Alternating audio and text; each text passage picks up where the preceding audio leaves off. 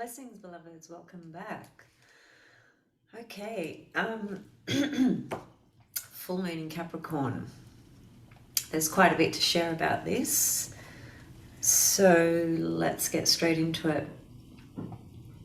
There are some pretty interesting things to flag relative to USA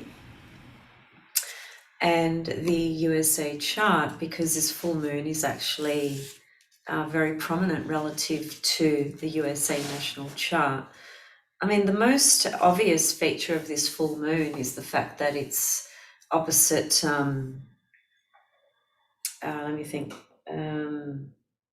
conjunct Pluto opposite Ceres, the goddess Ceres.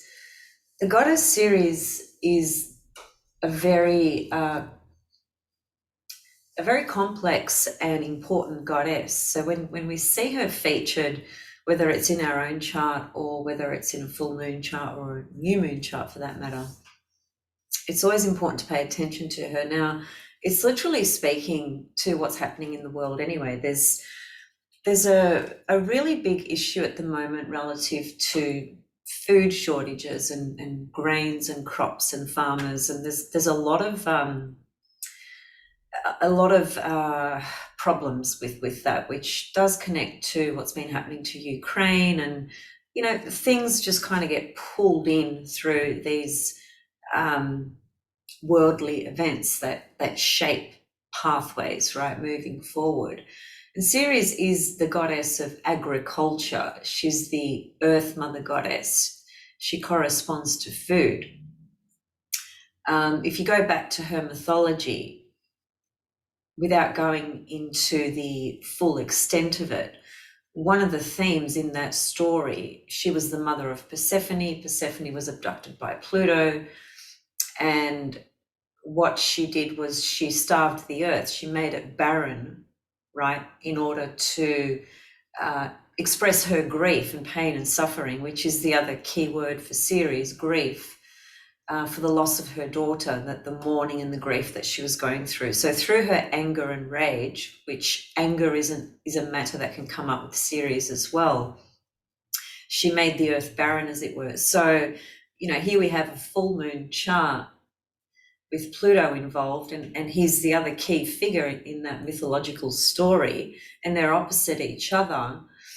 And we have these food shortages and farmer issues, and there's been protests, in different countries with farmers, relative to all those issues, which are pretty significant because they do point to, a lot of people experiencing poverty and so forth, really being hit the hardest, with those sorts of things. And furthermore, the prices of food has just skyrocketed, I'm not sure about the entire world, but certainly here in Australia, the cost of food has gone to such an extreme level. It's outrageous. It just does not match the reality, of what food should actually cost. So there's a lot of issues on that level collectively, and it's largely due to this Ceres being very prominent with this full moon. There's many different levels. We can talk about Ceres from the point of grief, suffering, and loss, but we can also talk about her from the point of view of renewal, regeneration, and transformation. And typically what I have observed through the years, when Ceres shows up, she doesn't bring renewal and transformation as the first encounter. She brings the matter of loss and grief in some kind of way, and then perhaps a subsequent process of renewal that one might be able to tune into. But as a collective vibration at the moment, this is speaking to those issues that I just flagged.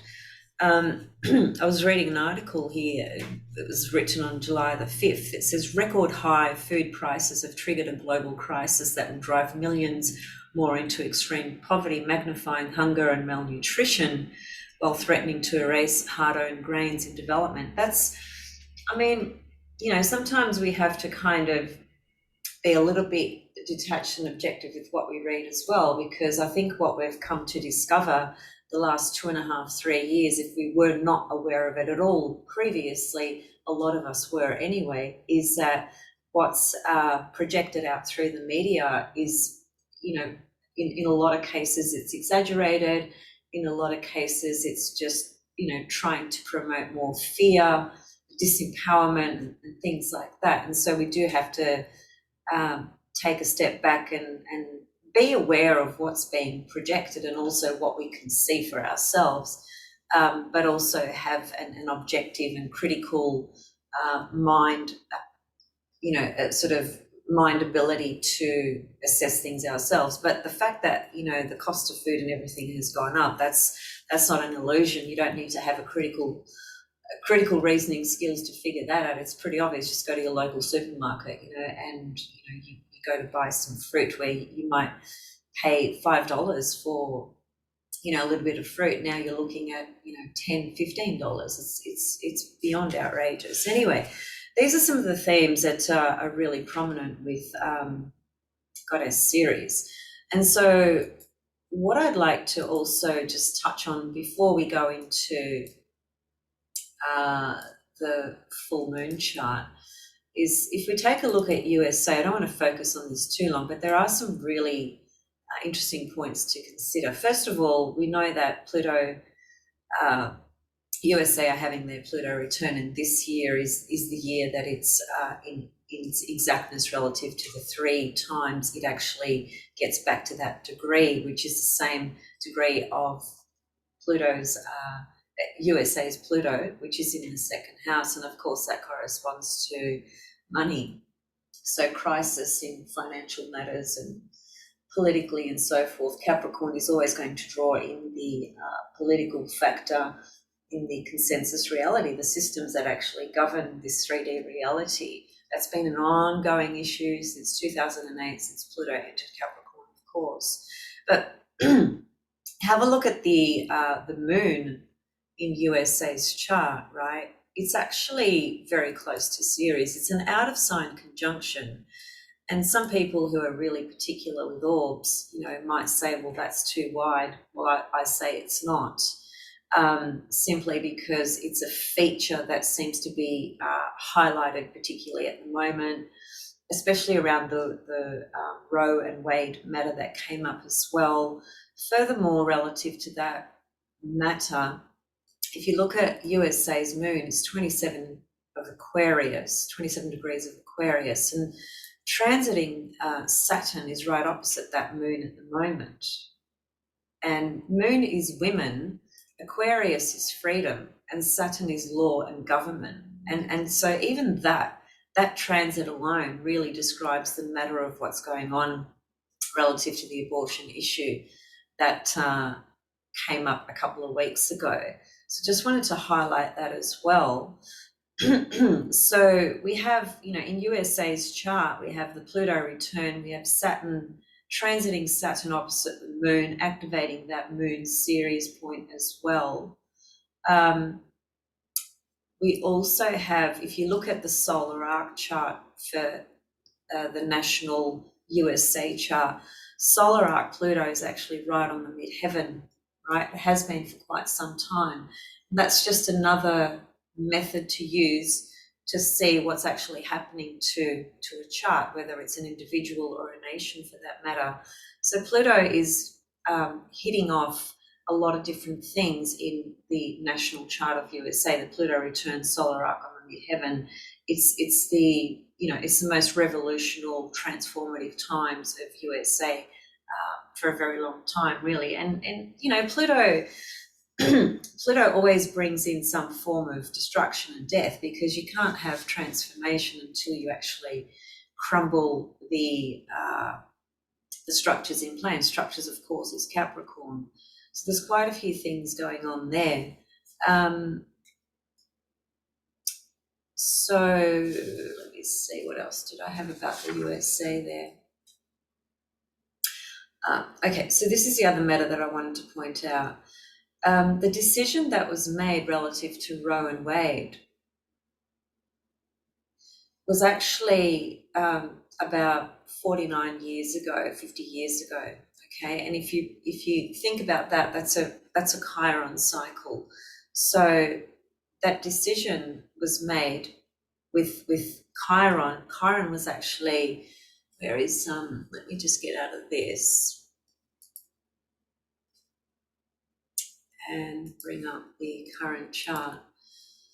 So this is the full moon chart. Now, if you look at Chiron, you can see it's at 16 degrees of Aries, and it's going to go retrograde soon. And I will be talking about that because both Jupiter and Chiron are going retrograde in the same in this month, so July. And I will come back to talk about that because I flagged that as a really important transit, and it is, and it's got a lot of potential actually. But relative to what I'm discussing today, this Chiron at 16 degrees Aries is the Chiron return of when that decision of Roe and Wade was first made around about 50 years ago.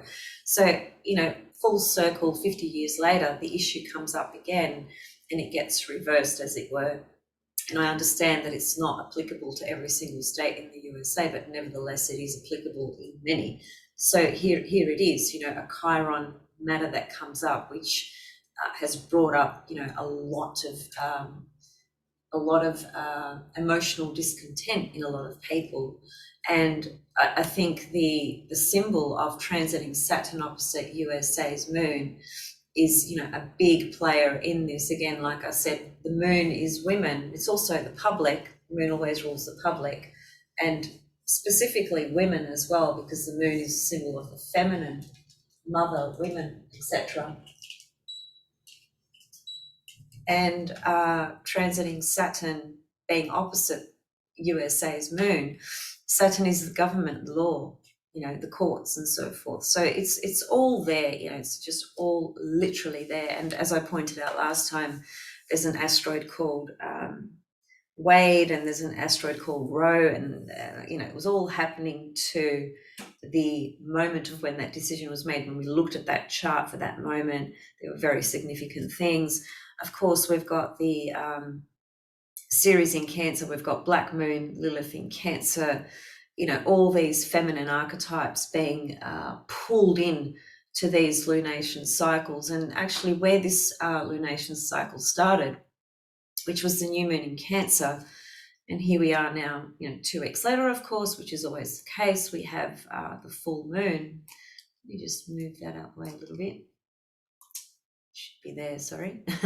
So there's the sun moon opposition, which is always a full moon, of course, and we have Pluto conjunct this full moon, and we have Ceres conjunct the sun and opposite the moon, of course. So the theme is basically what is being illuminated at the moment is essentially what started a couple of weeks ago with the new moon in Cancer, which brought in all these issues relative to that particular case of Roe versus Wade, and that matter in America, which is hugely significant, for all women actually, depending, I suppose, which side you sit on. But in any case, it is a matter of sovereignty and freedom and the right to choose. And if we can just, step away from our moral and or religious perspectives on this, we need to just look at it objectively, right? So that started a couple of weeks ago, and here we are now with the full moon in Capricorn. And, a full moon in Capricorn it's never really easy because the moon is not necessarily comfortable in Capricorn. It's basically in its full, what we call its full position, detriment and fall are two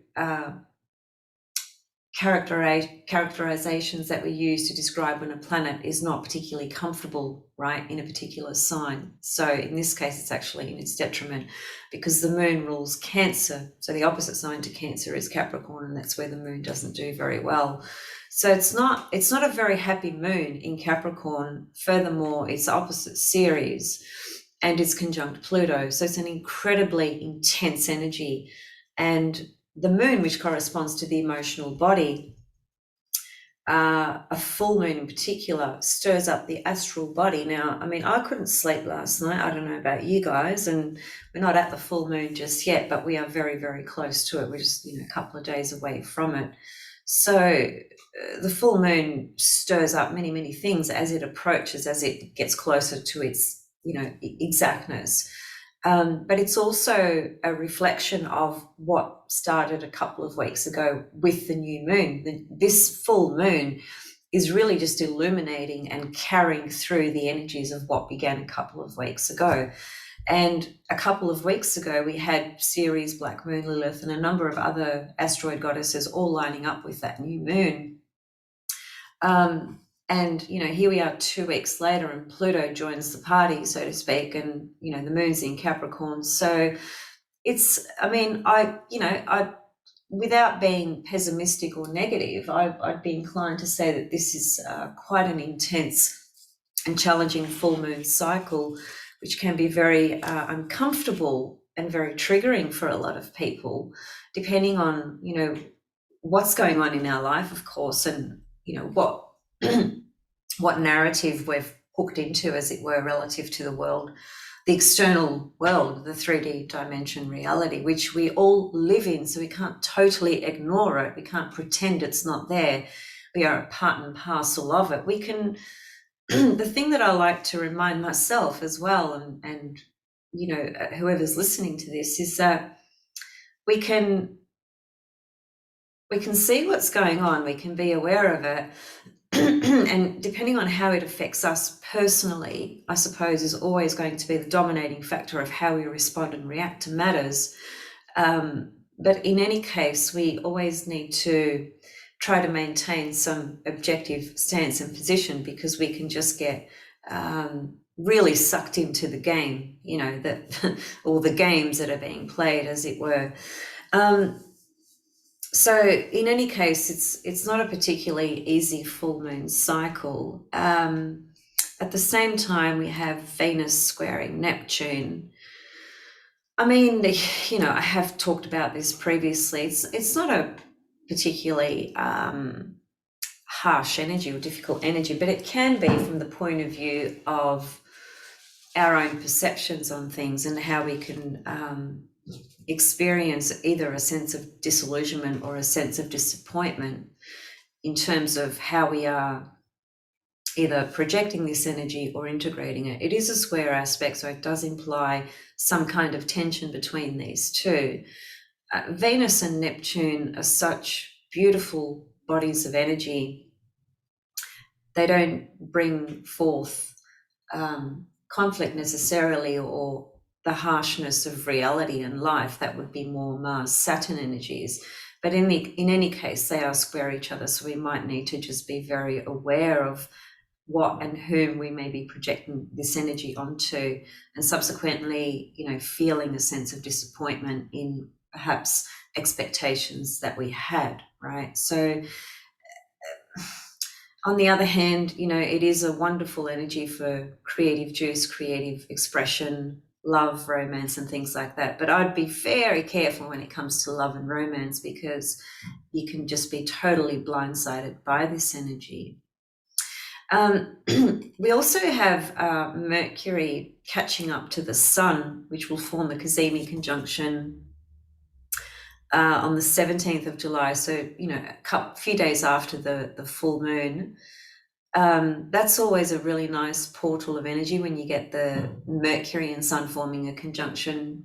Being a Cazimi, it always opens us up to something that we can give birth to, if you like, relative to the messenger, Mercury, the messenger of the gods, who has access to all worlds.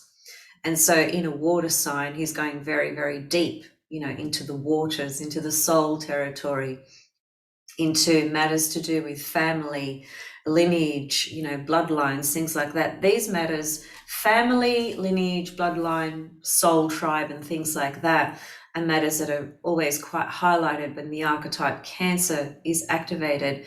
But because we have these challenging goddess energies such as Lilith and Ceres lining up with this Cancer energy, there can be a lot of dark content that is activated and triggered. There can be a lot of anger, and Black Moon Lilith,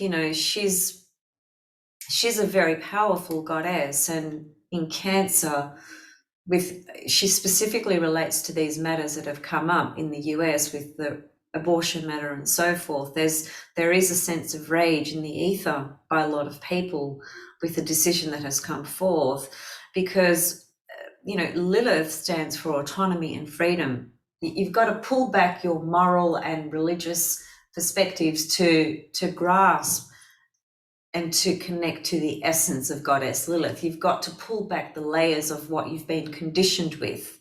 We've all been conditioned, whether we believe it or not, whether we accept it or not, whether we like it or not. We have all been conditioned, and not just from this lifetime, but from every single lifetime we've had.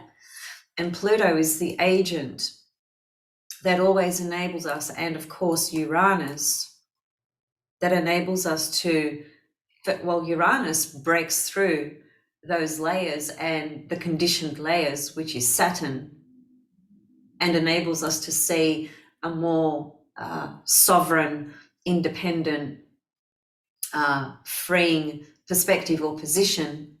It asks us to look at the conditioning Saturn relative to what we think, our perceptions. Why have we come to that conclusion? Why do we believe that about this system or that organization or that individual? What is the basis for our thoughts around that?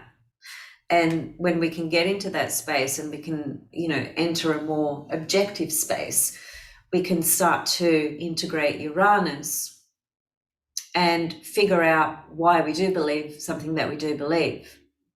And if it's not indeed what we truly feel that comes from the core essence of our own sovereign being, our own spiritual, divine, infinite source, and it's just a constructed, man-made constructed Saturn system that we've just, integrated into our psyche.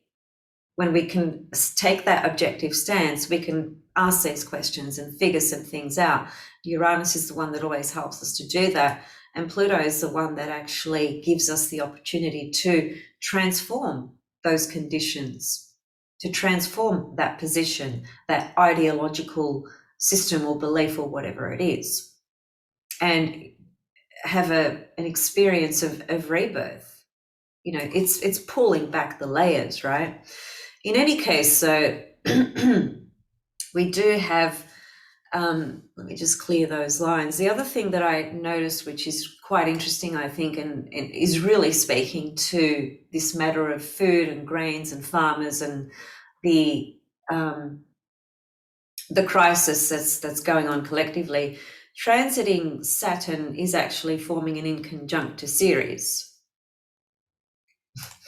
It's also in conjunct the sun too, really, for that matter, in this full moon chart, right? And Ceres and Saturn have been in conjunct for a little while. They've been having this relationship for a little while, and they will continue for a little while longer, because Ceres doesn't move super fast. She certainly moves faster than Saturn, but they've been hanging around together for a while. And I think this also speaks to the matter of food, farmers, and the crisis that's going on there, the shortage.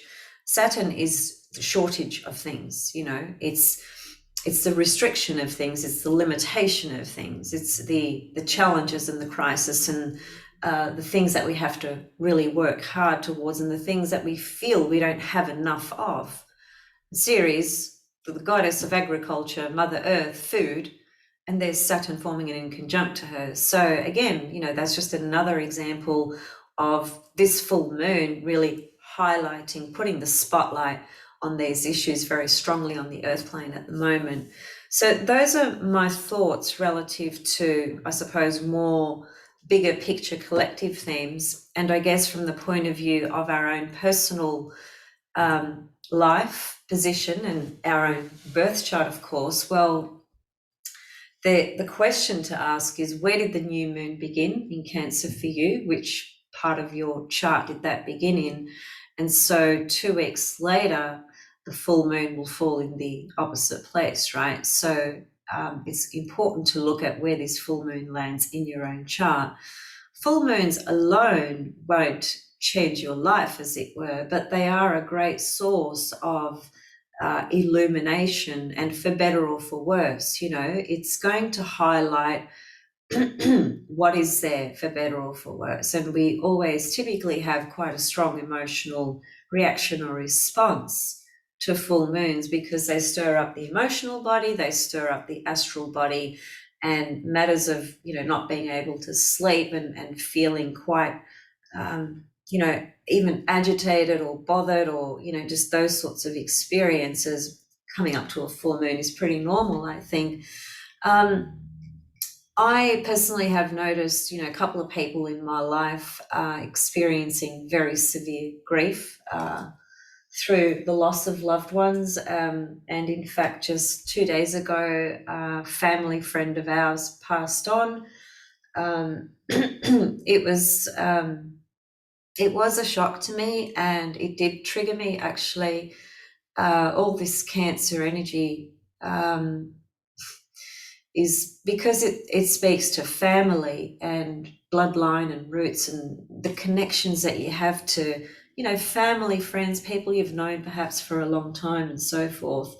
This Cancer energy can be very raw, and we've got Lilith there, and she really activates the raw, visceral, darker feelings that we're typically not very comfortable with, and we generally are either disconnected from or just suppressing, blocking, denying.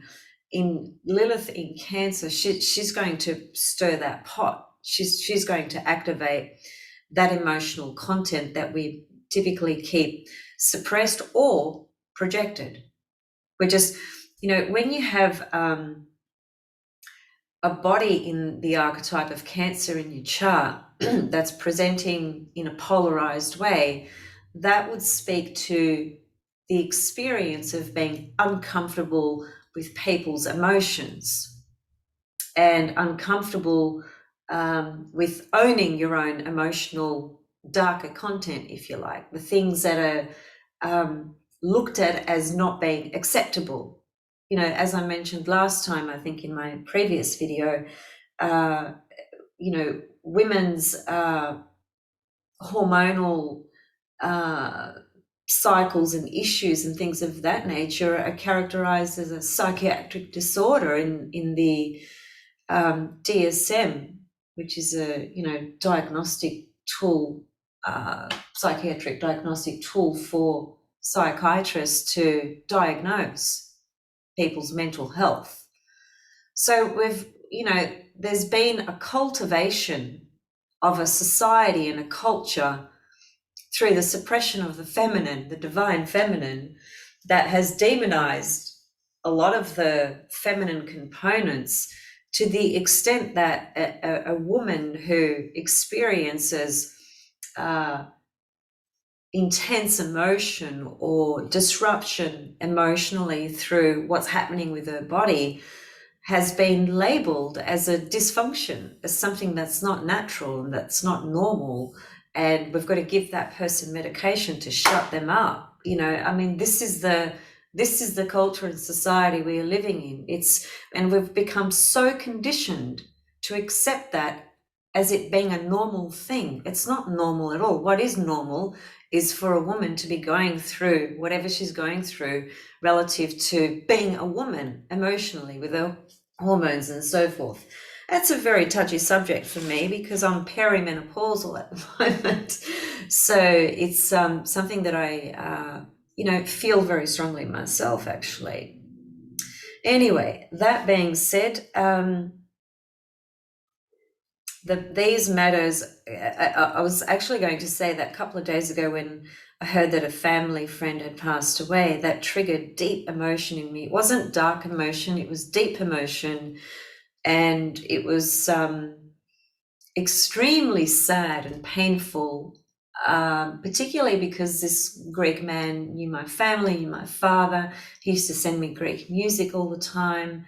And so there it is. There's that Ceres in Cancer. There's another lady who's actually an astrologer who I know. I won't say her name just for privacy issues, but she has recently lost a loved one. That's a pretty serious and severe situation. And again, I've been observing her and what she's been expressing quite a lot about her grief and her experience of this issue of loss that she's going through. And it's been triggering a lot of things inside me relative to the loss of my own father. And even though, it's 5 years later, the astral body and the emotional body, where these deep emotions reside, some of which may be unresolved, some of which are just there because we have an emotional and an astral body, and things that happen can trigger and activate and stir that pot and give a voice to it. And sometimes that voice may not be accepted or may not want to be heard by others, but it's not about that. I think it's more about our own self honoring that component of our beingness, being aware of our own emotionality, being in touch with it, not being afraid of it, not being afraid of the darker feelings and content that rises. This, because Lilith in Cancer is going to bring some dark shit up. That's just how it is. And so you can either acknowledge that, embody it, work through it and with it, or you can suppress it and deny and then see it in somebody else. And, then it becomes this projection issue, polarized issue of, it's literally, I'm so out of touch with my own emotional content that when I see somebody else expressing emotion, I'm so uncomfortable about that. It makes my skin crawl. I've seen this pattern in people a lot, including a family member of mine that I know. Of course, I know them, they're my family, but I'm just saying, some distant family member.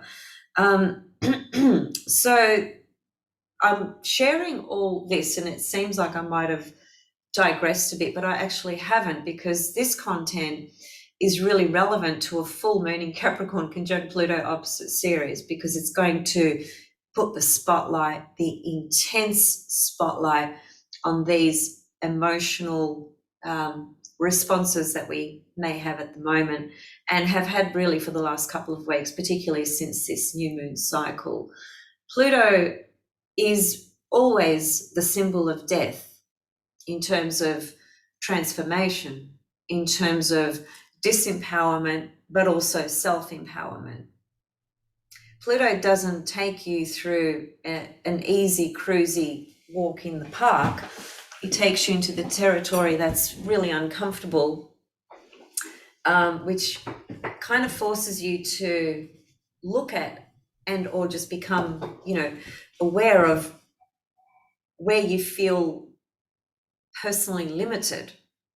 We all feel personally limited in certain ways. Sometimes that's emotionally, mentally, whatever it may be. We all have our own personal limitations, which is part of the 8th house experience. And Pluto on the moon, one other thing actually that's interesting about Pluto on the moon is that because the moon is the body that corresponds to us feeling a sense of security, feeling comfortable, feeling safe, Pluto on the moon is going to create the exact opposite effect. So if you have a moon-Pluto conjunction in your chart natally, I dare say you've had a really intense, emotional, tumultuous journey with mother, with your own emotions, with insecurities and things of that nature. It's a really tough aspect to have. Now, whilst this is a full moon and it's only in play for a couple of days, sometimes the build-up of the backstory of what's been going on there can be so much there, so much backlogged, right? And so the full moon with Pluto just, it blows it up. The full moon is always going to put the spotlight on things, but Pluto is going to amplify that content to the absolute hilt. And that initially will be very, very difficult, but it can also be the very thing that enables us to perhaps step into a space where we can feel what we otherwise don't like to feel or are not comfortable about feeling so easily. and find a way to process it and work through it. It's never going to be comfortable. I'm not going to gloss over and make Pluto into something that it's not. Pluto is very difficult energy, but it is also a reflection of the soul. It's a reflection of what the soul is choosing to evolve through, to transform through, to wake up to, although waking up is very much Uranus. But yeah, I really just wanted to highlight again, the moon Pluto is a very uncomfortable energy. And it can pose a lot of threats to security. That's just the nature of these archetypes. So in any case, this is a pretty intense full moon cycle, and it's also a super moon, meaning it's closest to the Earth. I think it's the closest proximity to the Earth of all the full moons we've got for 2022. So that actually amplifies it even more. So the astral body of the Earth, if you like, or the souls on the Earth who inhabit a body, are really pulled in and activated in very intense ways at the moment relative to this full moon cycle. And Capricorn is not comfortable really with emotion either. It doesn't, well, perhaps let me withdraw that. It's not that it's uncomfortable with emotion, but it's not comfortable displaying it, right? Capricorn will keep it, very in a little cupboard. Keep it nice and tight and covered so nobody sees it. It's the opposite to Cancer. Cancer will be, overly sensitive, over emotional, overly reactive. And Capricorn will be the opposite to that. It'll hold a tight lid on what it feels. So I guess that's another thing we kind of need to recognize with a full moon in Capricorn, is there a sense of feeling suppressed, or is there a sense of feeling tapping more into the power of Pluto, that it can actually enable us to integrate from the point of view of purging emotional content that needs to be purged. When you purge, emerge, it's a good word too, emerge through the feelings. When you purge your emotional stuff, it's not because it's bad stuff, as it were. It's not because it's wrong. It's because we need to purify and cleanse and clear and release, which is what Pluto represents. It's the release, so that we can feel a sense of relief, feel a sense of things being cleared and moved. Life is movement. Nothing is stagnant. This chart looks stagnant because we've frozen it for this moment in time, but everything is constantly moving, and that is occurring within us, and it is occurring externally as well. So I think I'll leave it there, because I really just wanted to share some of the highlights of the chart of USA and just some considerations of this full moon in Pluto, which, I'll say it again, it's not an easy energy, but I think when we move past this, we may have a greater sense of anything that we might have been able to acknowledge and work through emotionally. And it's, it could just be one thing with one particular individual or with yourself. It doesn't have to be, a million things. It can just be one particular emotional piece of information, if you like, that you've needed to dig very, very deeply into and bring it up so that it can be purged and cleared out. And so from that perspective, this full moon in Pluto can be extremely powerful, but I can't I can't ignore the Ceres that's there. That seems to me to bring up a lot of painful stuff. And as I said, collectively, it is pointing to a lot of the the food shortage issues and so forth. So there's still, you know, just so much crisis and things going on. I mean, this full moon is also on the degree of the Saturn-Pluto conjunction when we had that Saturn-Pluto conjunction a couple of years ago. So, you know, that could mean something from a collective perspective in terms of what began. I mean, in Australia, for instance, and this is not a great thing, it's ridiculous actually, but anyway,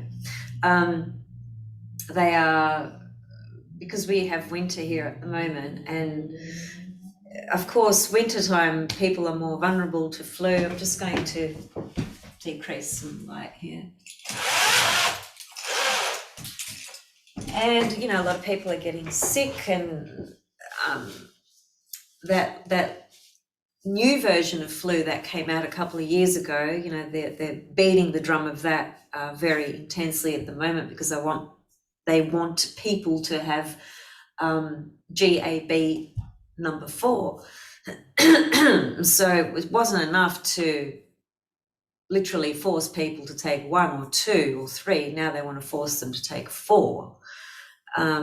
So is this a reflection of this full moon coming up and blowing things up to a very large degree? Could very well be, because it corresponds to the degree where Pluto and Saturn were actually conjunct a couple of years ago, when all this craziness actually began. So, you know, we're not through this particular story yet. There's still a fair bit of push going on relative to very specific agendas that have not been fulfilled as yet. A lot of people have just kind of gone on and forgotten the last 2.5 years as if it didn't happen, and it's still happening. It's not over yet, and furthermore, we're still yet to see the subsequent results of the outcome of what people have been coerced to actually put into their bodies. Some people didn't feel coerced, some people did it willingly, and some people still are, and that's fine, each to their own. But for those that were coerced because of their livelihood being threatened, then we need to have empathy, you know, for those people. And that's a lot of people who have been through that situation. So anyway, these are very complex issues, and, you know, people have different positions, and that's fine, each to their own. But relative to the astrology, it's pretty obvious to me that it's not over yet. And we're coming up to North Node Uranus Mars conjunction. It'll be a triple conjunction that's happening in, I don't know, about a week's time or something like that. That's going to be a very interesting stellium there of these energies. I'll come back to talk about those, because I think that's very, very telling for our future as well, collectively. I'm liking Mars in Taurus. Mars in Aries was, you know, very, very extreme, which it usually is anyway. And unfortunately, it was activated, you know, on that external level through violence and very severe ways. Now, in America, there's been so many shootings, and one might say, well, you know, hello, welcome to America. That's just kind of standard. Yeah, perhaps it is, but it seems to have been pretty severe, you know, the last sort of, I don't know, few weeks or month or so. Mars in Aries squaring Pluto, you know, squaring Eris. We'll here in Australia, which you guys probably don't hear about this stuff, you know, we've got some bikie gangs. They're pretty big gangs actually, and these people are, you know, they're Mars Pluto is what they are. And they have their own codes and rules and norms and so on and so forth, and they're certainly not living in the Saturn consensus reality. They live by their own codes, and when you mess with them, they'll let you know about it. And so anyway, there's been a lot of shootings here in Melbourne with these groups, and that was during the Mars square Pluto scenario. So, you know, these transits, whilst they speak to a collective phenomena, as it were. They seem to implant their frequency, if you like, into the collective in different ways. And I mean, the expression "as above, so below, as within, so without" is really so meaningful and so truthful. Anything that's going on out there is always a result of our own inner unresolved unconsciousness, plain and simple. So yeah, lots going on. I really can't wait to talk about Jupiter and Chiron. That's potentially a lot more pleasant. But yeah, I hope you are all doing well, and I hope this full moon doesn't knock you about too much. It is it is a pretty harsh energy, so you just have to work through it and process it as best we can. And also, with because Ceres is there as well, and yes, it points to some of the themes that I mentioned. It's also an archetype that speaks to what do we need to take care of ourselves? What do we need to feel nurtured? And so in Cancer, it's a lot of things, but it's a sense of belonging. It's a sense of connection with family, tribe. It's a sense of feeling emotionally accepted or heard or understood instead of being shut off, which is Capricorn. And so I guess with the series in Cancer, personally and collectively, the thing that we could honor is how people feel, even if we don't agree with it, because there's a lot of situations, a lot of experiences or moments where we feel very differently to what a loved one feels on a particular matter. And through the process of the defenses of the ego that always wants to be right, we can create conflict, and it's the issue. It's always the issue of if your feelings are right, then I must be wrong. That's because that's a position the ego takes, right?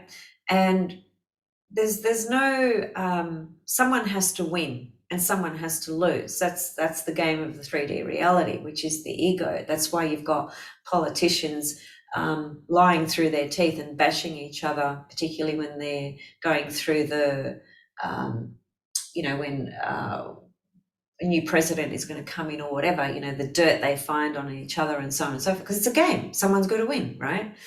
And yes, that's a game on this 3D reality, and we can be, plugged into that and be consumed by it and activated by it. And I guess my question would be, well, what did you get out of that?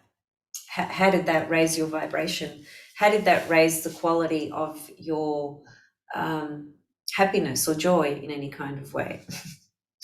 So yeah, I think just being mindful that we have different emotional states and positions, and it's okay for somebody else to feel different to you. It doesn't mean that we need to bash them or make them wrong.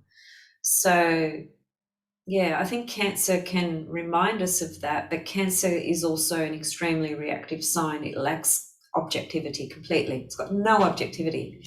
So while all this Cancer energy is being, stirred up in the pot, perhaps that's a thought that we need to bring into our awareness when we are interacting with others and before we react to a situation.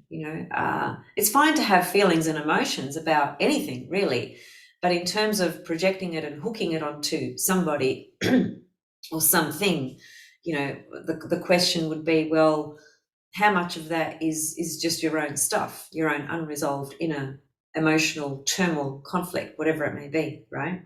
The personality always needs a hook to hook it into, because that's the only way it can feel secure and right about its position. to make another wrong, right? Never forget that, because that's always in play, you know, in one way or another. Okay, I'm going to leave it there. Oh, and also, just before I go,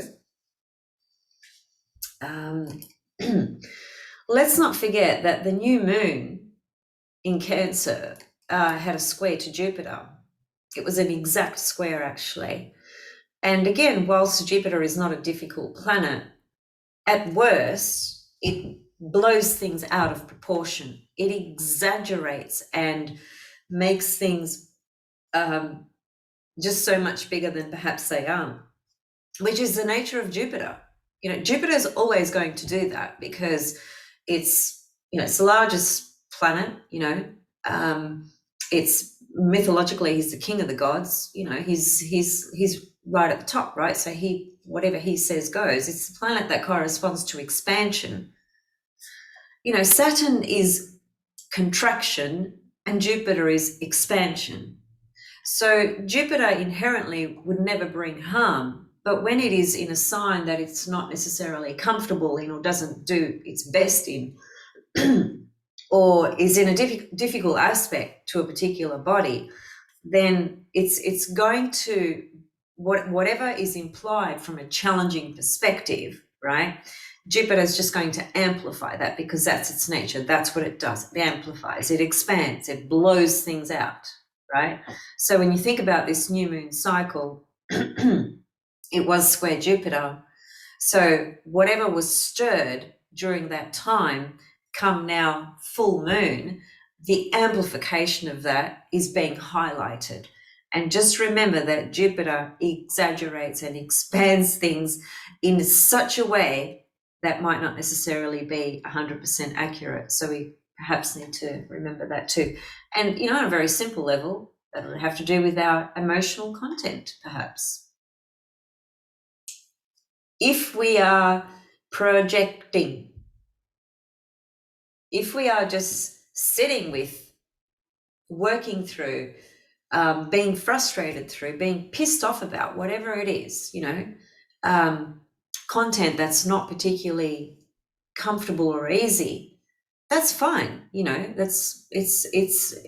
we need to do that. We need to feel what we feel about anything, but it's about the distinction would be the awareness that we can have about this stuff that is activated and triggered within us. The awareness of how it feels is one thing, but do we have awareness of how much we are projecting? That's the question. Okay, I'm going to head off and I'll see you guys very soon. Yeah, happy full moon. Can you say happy full moon when it's conjunct Pluto? I don't know. I wouldn't say it's a happy full moon, but I would say that it's an important full moon that will be powerful in a lot of ways. And yeah, I'll talk to you guys soon with some perhaps a little bit more optimistic content. Jupiter conjunct Chiron. See you soon. Much love and take care.